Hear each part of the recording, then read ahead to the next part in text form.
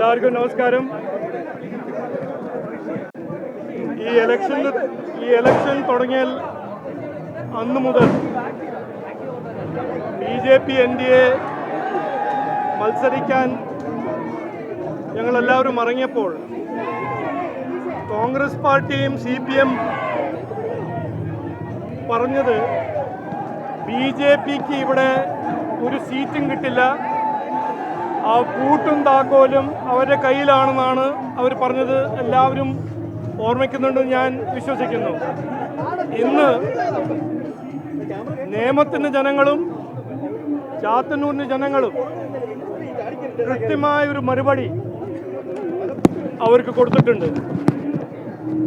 2 MLA-മാരാണ് ഈ നിയോജകമണ്ഡലത്തിൽ BJP NDA MLA-മാരായിട്ട് ജനങ്ങൾ തീരുമാനിച്ചിരിക്കുന്നത്. ഈ ഇലക്ഷൻ ഞാൻ ആദ്യം മുതൽ പറഞ്ഞ ഈ ഇലക്ഷൻ ഒരു CPM ഇലക്ഷൻ ആയിരുന്നു.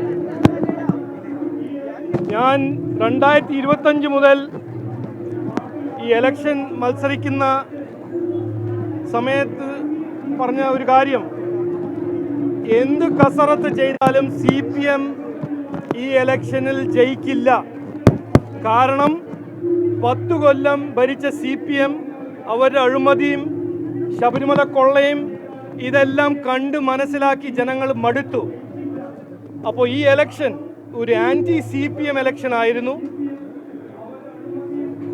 ഈ ഇലക്ഷൻ ഇന്ത്യ അലയൻസിൻ്റെ എതിരെയായിരുന്നു. അത് വെസ്റ്റ് ബംഗാളാണോ, തമിഴ്നാടാണോ, കേരളമാണോ, 3 സ്ഥലത്തും NDA എതിരെയാണ് ഒരു മാൻഡേറ്റ്. അപ്പോൾ ഞങ്ങൾക്ക് ജനങ്ങളൊരു അവസരം തന്നു, അത് സന്തോഷമുണ്ട്. ഞാൻ അതിനൊപ്പം പറയാൻ ആഗ്രഹിക്കുന്നത്, നേമം ജനങ്ങളോട് ഞാൻ ഇവിടെ 2024 വന്നപ്പോൾ ലോക്സഭയിൽ മത്സരിച്ചപ്പോൾ ഏറ്റവും കൂടുതൽ സ്നേഹവും പിന്തുണയും കിട്ടിയത് എനിക്ക് നേമത്തിൻ്റെ ജനങ്ങൾ അടുത്തുനിന്നായിരുന്നു. ഇന്ന് അവർ എനിക്കൊരു അവസരം തന്നിട്ടുണ്ട് അവരെ സേവിക്കാൻ. ഞാൻ ഇന്നു മുതൽ നേമത്തിൻ്റെ ജനങ്ങളുടെ പ്രധാന സേവകനായി മാറും എന്ന് ഞാൻ പറയാൻ ആഗ്രഹിക്കുന്നു. അവരെല്ലാ വിഷമങ്ങളും എല്ലാ പ്രശ്നങ്ങളും പരിഹരിക്കാൻ ഞാൻ 24 മണിക്കൂർ അധ്വാനിക്കും എന്ന് ഞാൻ ഉറപ്പു തരുന്നു. അതുമാത്രമല്ല, ഇന്ന് ഞാൻ ഇവിടെ നിൽക്കുമ്പോൾ BJP NDA എല്ലാ പ്രവർത്തകരും, എൻ്റെ സഹപ്രവർത്തകരും എല്ലാവരോടും നന്ദി പറയാൻ ആഗ്രഹിക്കുന്നു. എൻ്റെ ഒപ്പം അവർ അധ്വാനിച്ച് എൻ്റെ ഒപ്പം എന്നെ ജയിപ്പിക്കാൻ ഒരു കഠിന അധ്വാനം ചെയ്ത എല്ലാ പ്രവർത്തകർക്കും ഞാൻ, കൗൺസിലർമാരും മേയറും ഡെപ്യൂട്ടി മേയറും, ഞാൻ എൻ്റെ ഹൃദയത്തിൽ നിന്ന് നന്ദി പറയാൻ ആഗ്രഹിക്കുന്നു.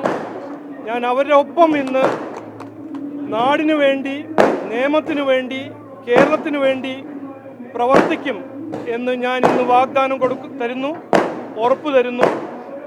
എല്ലാവർക്കും നന്ദി, നമസ്കാരം.